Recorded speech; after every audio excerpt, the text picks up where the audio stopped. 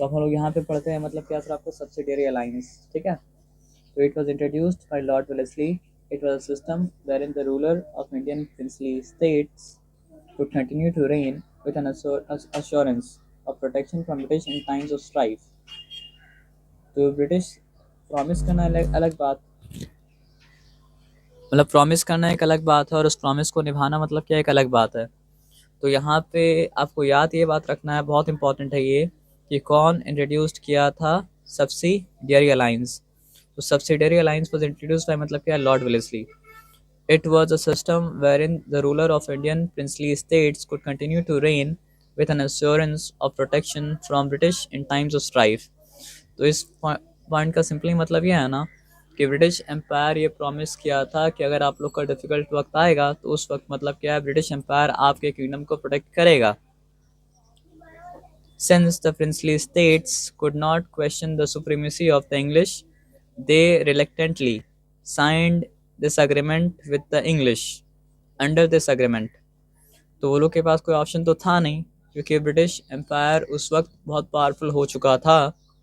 तो वो लोग क्या किया, ना चाहते हुए भी एग्रीमेंट को मतलब क्या सर आपका साइन किया। अब इस एग्रीमेंट के अंदर क्या क्या आता है, यहाँ पे चीज़ ब्लरी हो गया है, लेकिन फिर भी आपको हम मतलब जो है पढ़ के मतलब क्या सुना देते हैं। तो आप यहाँ पे ध्यान से बात को मतलब समझ लीजिए। The Indian kingdom would have to maintain a certain number of British troops with in their territory and they would have to pay either in cash or in kind for maintenance of the troops।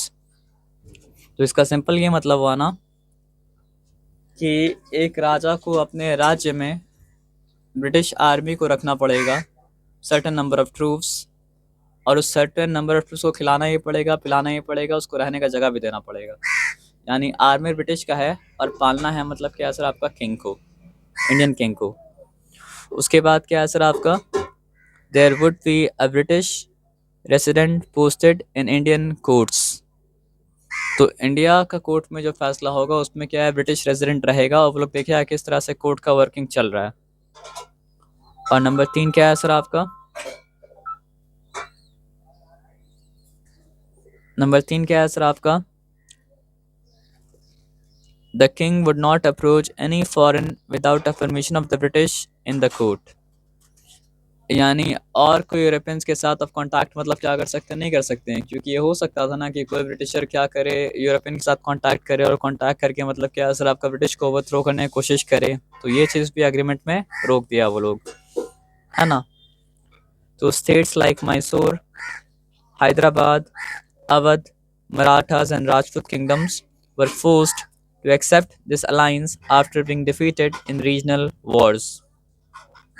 तो ज़बरदस्ती मतलब क्या असर आपका किया गया कि आप लोग को ये मानना ही पड़ेगा।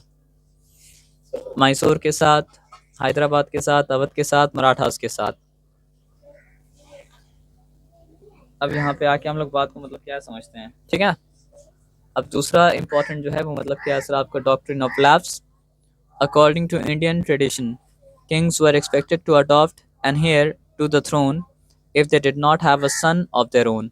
देखिए रूल क्या था, राजा के मरने के बाद राजा का बेटा मतलब क्या राजा बनता था, लेकिन बहुत से राजा ऐसा था उस वक्त इंडिया में जिसका फ़ायदा उठाए ब्रिटिश, जिनके बेटे मतलब नहीं थे। तो वो लोग क्या करते थे, जब बेटे नहीं होते थे तो वो लोग क्या करते थे, एक बेटा को अडॉप्ट करते थे, अपनाते थे, और अपनाने के बाद उसको अपने बेटे की तरह पालते थे और उसी को राजा बनाते थे। तो ब्रिटिशर क्या बोला, एक डॉक्ट्रिन इंट्रोड्यूस किया, डॉक्ट्रिन ऑफ लैप्स, बोला कि ये एक्सेप्टेबल नहीं है। अगर किसी राजा का वारिस नहीं होगा तो वो किंगडम मतलब क्या है ब्रिटिश के हाथ में चला जाएगा, और इसको कहा गया मतलब क्या doctrine of lapse. The new governor general lord Dalhousie introduced a new policy known as doctrine of lapse in 1848। तो कौन इंट्रोड्यूस्ड किया और कब इंट्रोड्यूस्ड किया और था क्या, ये जानना ज़रूरी है।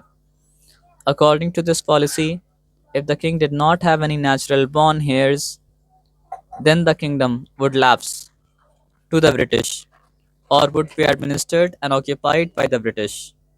Thus, the British invented new ways through which they could acquire more territories in India।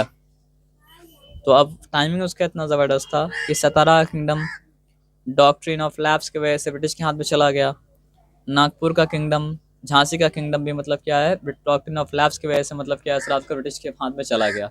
और रानी अब झांसी इसी चीज़ के अगेंस्ट रिवोल्ट की थी। अब जो सब्सिडरी अलायंस के द्वारा ब्रिटिश के हाथ में गया वो वैसे चला गया, जो डॉक्ट्रिन ऑफ लैप्स के द्वारा मतलब ब्रिटिश के हाथ में गया वो वैसा चला गया, है ना। लेकिन जो जो इस तरह नहीं जा पाया तो उसको करना पड़ा मतलब क्या सर आपका डायरेक्टली कब्जा करना पड़ा। उसको कहा गया मतलब क्या सर आपका डायरेक्ट एनेक्सेशन। इफ़ नो मतलब छल से अगर काम नहीं हुआ तब लास्ट में बल से काम करना पड़ा। If no other method was available to the British for expansion then the only other way was war or simply annexation. Punjab and Sindh were annexed and absorbed into the British Empire. Surat and Tanjore were also annexed and their rulers were pensioned off. Punjab और सिंध को इसी तरह कब्जा किया गया और सूरत और तंजौर को इसी तरह कब्जा किया गया। और आ जाइए फिर यहाँ पे मतलब क्या पढ़ लेते हैं फिर भी।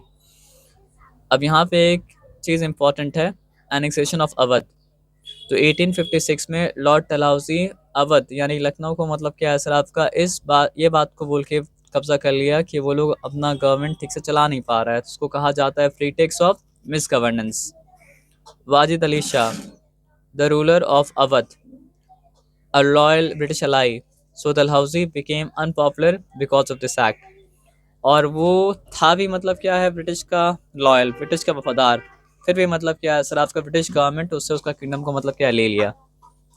तो thus by the first half of 19th century the English East India Company became political master of the subcontinent. Some of the other factors which helped them are given below.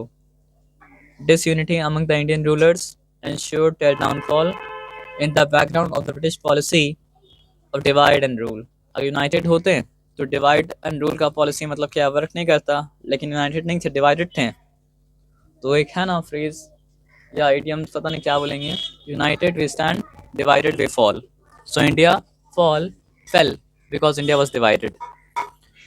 British was already a strong industrial power owing to industrial revolution. The British used India as a market for their factory-made goods, destroying the traditional Indian economy. This in turn helped them establish political domination। तो यहाँ तक ठीक है, यहाँ तक कोई difficulty वाला बात नहीं है। अब यहाँ पे कुछ सवाल का जवाब मतलब क्या सर आपका दे दीजिए। Who was the commander in chief of नवाब सिराजुद्दौला, मीर जाफर जो बिट्रे किया था उसको। Who captured Seringapatam fort. Lord Cornwallis Tipu Sultan को हराने के बाद। Who introduced doctrine of lapse, lord Dalhousie. Who was the Prime Minister of England in 1784, तो नाम याद कर लिए, विलियम पिट। Anglo Sikh war, Anglo Maratha war, Anglo Mysore war, ये सब बाद में हुआ था, मतलब ये सब ब्रिटिश का इंडियंस के साथ हुआ था, लेकिन कार्नेटिक वॉर्स ब्रिटिश का हुआ था फ्रांस के साथ, इसलिए ऑड वन आउट है। Battle of palace took place in, इतना बार बताए थे, 1757। मैसूर एक राइजिंग पावर था हैदर अली के रूल में, और टीपू सुल्तान शहीद हुए थे सेरिंगापट्टनम में।